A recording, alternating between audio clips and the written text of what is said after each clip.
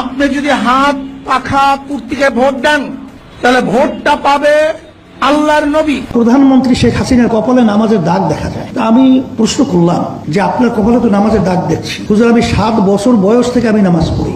কিভাবে?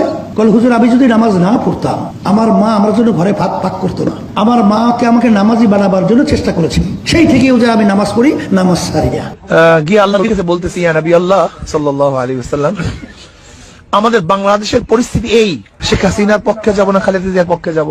আল্লাহ নবী বলতেন, যা, তাহলে কি করবে, যেহেতু বড় দুইটা দল, তোরা সবাই শেখ হাসিনার পক্ষে যা। কি কথা ঠিক আছে না?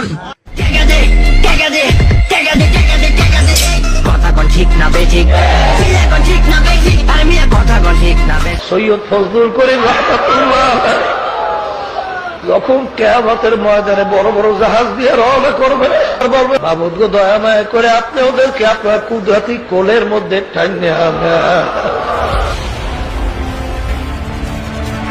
কিয়ামতের ময়দান হবে তামার ময়দান। এরকম তামার ময়দানে জাহাজ চলবে কোন কায়দায় বলেন? কারণ সুন্নাহর কোন জায়গায় খুঁজে পাই না যে আখিরাতে জাহাজের কোনো প্রচলন থাকবে বা জাহাজ নিয়ে বা কোনো বাহন নিয়ে কেউ উপস্থিত হতে পারবে। অতএব এই মন্তব্য সম্পূর্ণ মন গড়া, সম্পূর্ণ বানোয়াট এবং